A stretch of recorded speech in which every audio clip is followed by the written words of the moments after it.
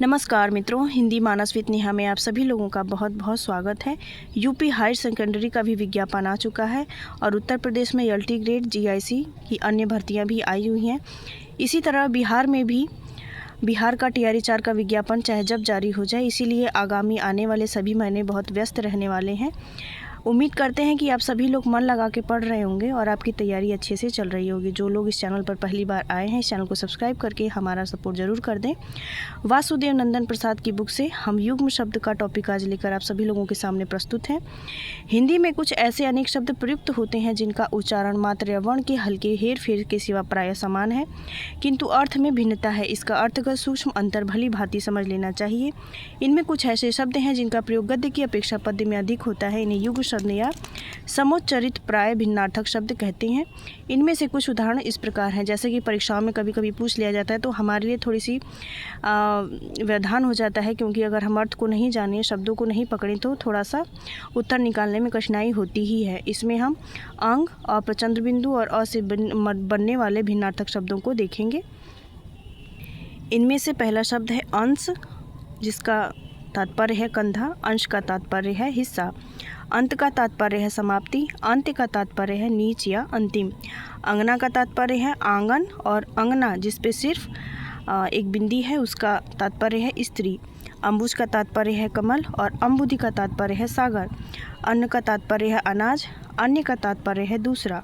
असन का मतलब है भोजन और आसन का तात्पर्य है बैठने की वस्तु। अणु का तात्पर्य है कण और अनु का तात्पर्य है पीछे, और जिसका एक अनु नामक उपसर्ग भी होता है। अनिल का तात्पर्य हवा। अनल का तात्पर्य है आग। इसमें सिर्फ मात्रा का ही हेर फेर है। अभिराम मतलब सुंदर, अविराम मतलब लगातार या निरंतर। अपेक्षा इच्छा, आवश्यकता, तुलना में। उपेक्षा निरादर। अवलंब सहारा, अविलंब शीघ्रता। अतुल जिसकी तुलना ना हो सके। अतल तलहीन। अचर न चलने वाला। अनुचर दास या नौकर। अशक्त असमर्थ या शक्तिहीन। असक्त विरक्त। अगम दुर्लभ या अगम्य। आगम प्राप्ति या शास्त्र। अभय निर्भय। उभय मतलब दोनों। अब्ज मतलब कमल। अब्दमिश बादल या वर्ष। अथक बिना थके हुए। अकथ जो कहा नहीं जाए। अध्ययन पढ़ना। अध्यापन पढ़ाना। अरि माने शत्रु, और अरि का तात्पर्य है संबोधन, जो कि स्त्री के लिए प्रयुक्त होता है, जैसे अरि ओ कमला की माँ। अभिज्ञ जानने वाला। अनभिज्ञ अनजान। अक्ष मतलब धुरी। यक्ष का तात्पर्य है एक देवयोनि। अली का तात्पर्य है भौरा, और अली जिसमें बड़ी की मात्रा है उसका तात्पर्य है सखी। अवधि का तात्पर्य है काल या समय। अवधि का तात्पर्य है अवध देश की भाषा, जिसे हम कौशली भी कहते हैं। आदि का तात्पर्य है आरंभ इत्यादि, और आदि का तात्पर्य अभ्यस्त या फिर अदरक, जो कि हमारे भोजपुरी क्षेत्र में आदि बोलते हैं। आरती विरक्ति या दुख। आरती धूप दीप दिखाना।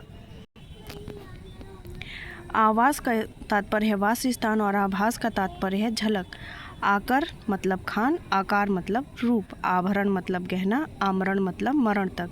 जैसे कि अनशन होता है तो बोलते हैं कि आमरण अनशन, मतलब जब तक मर ना जाए, हमारी इच्छा पूरी ना हो, भले ही हम मर जाएं, लेकिन हम यहाँ से अपना आंदोलन समाप्त नहीं करेंगे। आयत समकोण या चतुर्भुज। आयात मतलब बाहर से आना, जैसे आयात निर्यात एक दूसरे के पर्यायवाची हैं। आयात का मतलब ले आना और निर्यात का मतलब बाहर भेजना। आर्त का मतलब दुखी और आर्द का मतलब गीला। अब आगे के समानार्थी शब्द हम अगले वीडियो में देखेंगे। बने रहें इस चैनल पर। मिलते हैं अगले वीडियो में।